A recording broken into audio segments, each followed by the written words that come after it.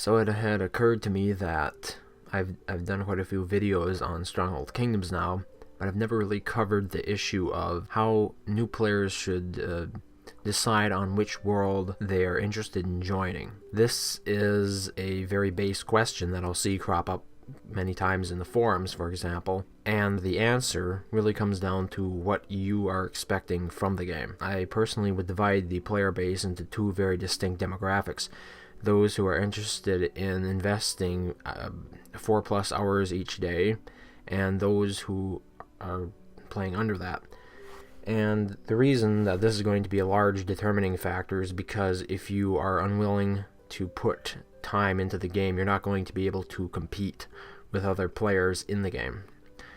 So, for example, if you are looking for a game that you can sit back and play casually, let's say in the evenings when you just want to wind down or something, your ideal world would be different from a player who is interested in playing the game competitively, and instead of winding down for that evening, they actually want to kick it in high gear and rip off some attacks against an enemy house or player, bring down one of their hard hitters over the weekend, what have you.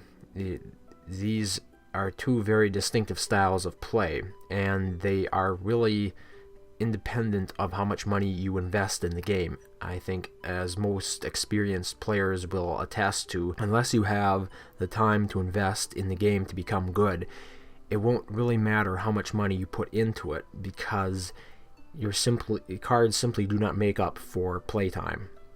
There are bonuses. If you are a player who invests a lot of time and plays cards, you most definitely will excel above those who don't, but it is very fundamental that you invest time more than you invest money in cards. So let's say you are a player who's interested in just playing the game casually. Well, the ideal world for you would likely be one that is less active. So when you're looking through the lists of available worlds, try to choose one with fewer players. And there are a couple of reasons for this.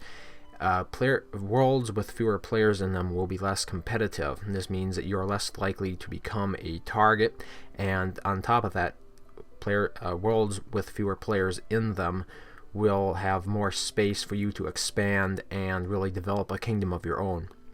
If you join a highly competitive server, it is very difficult, let's say, for a player who may want to remain neutral, not join a faction, to acquire parishes, for example.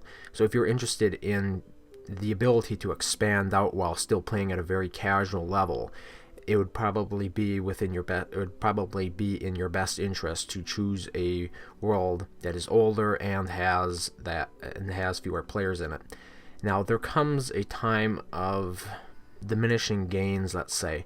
After a world reaches maybe a year and a half in age, any time after that, you're not going to see a great difference in the player bases of that world, because a lot of the players who've been playing that game since the beginning have reached the point of Crown Prince and have researched most of their technologies, if not all of them. I really don't think for even a casual player like myself, it doesn't take longer than 2 years to max out all of your technologies. And that's playing without a premium token and any cards to artificially boost your research. So if you're joining a world that is at least a year and a half old, I'd say you're pretty safe. You're pretty much in that demographic of the older world. And a lot of these worlds will have fewer players in it. And another reason why you probably want to play in an older world is because the developed players around you can help you get off to a great start, especially if you're just in it for the farming. Being able to interact with the community is going to be just as vital to you as interacting with the community in a more fighter or militaristic oriented playstyle. And this is largely because the game, outside of the actual social aspect, there isn't a lot to it. You'd be better off playing any of the other Stronghold titles if you're simply looking for a great single player experience. As per usual, MMO focused games do not deliver great single player experiences, whereas games that were specifically developed for single player experiences deliver in spades. So regardless or irrespective of your intended play style, you're going to be interested in the community element of it. So you need to know the various benefits and downsides to joining these kinds of worlds. So a newer world, if you joined a newer world as a fighting player, for example, and you want to collaborate potentially with other like-minded players and join a house and fight in the house wars for the glory race, you're going to be leveraging that same social aspect, except you're not, in this case, because it's a newer world, it's going to be more difficult for you to grow quickly. In older worlds, you can really grow quickly because, number one, other players are developed and around you, they can help you grow fast. And number two, I think the third age on, the amount of honor for banquets and passive honor is significantly multiplied over previous ages, which means that even without additional help, you're going to experience really enhanced levels of growth. I mean, you could probably get to the rank of Crown Prince within a month playing casually, or if you're playing very actively, you could probably hit that within 2 days, maybe. It's hard to say. So that is something else you can expect from older worlds, but you have to keep in mind that these older worlds in particular are going to be the ones that are in what I'm thinking is age 3 or higher. Ages 1 and 2 are still using the old rule set when it comes to honor, which doesn't generate as much passive or banqueting honor or from the AI castles. If you're killing AI castles in age 3 plus, or is it 4 plus? It's either 3 or 4.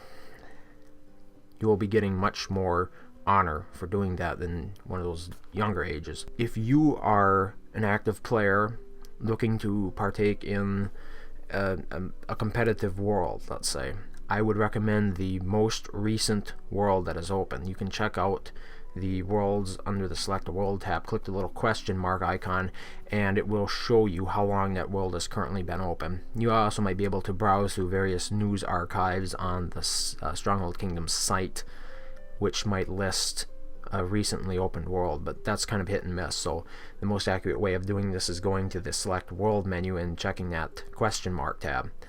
Generally, the worlds lower on the list are the newer ones. So in other words, World 8 will be more recent than World 1, for example.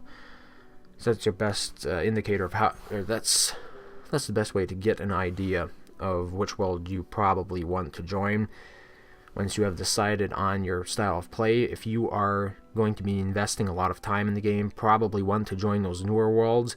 However, if you are still wanting to invest a lot of time in the game, but at the same time want to really experience or experiment with the full game, so to speak, you might want to join an older world because the amount of opportunity you'll have will be increased.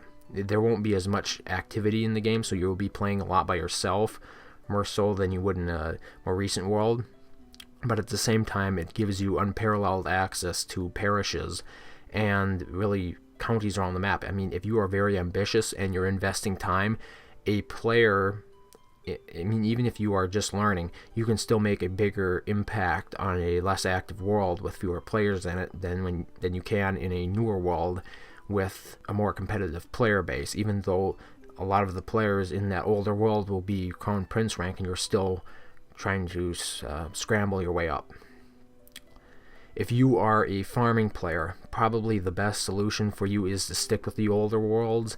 There are very few instances when joining a new world would be beneficial because the competitiveness of that server will mean that there will be a good deal of players who will be targeting your villages for land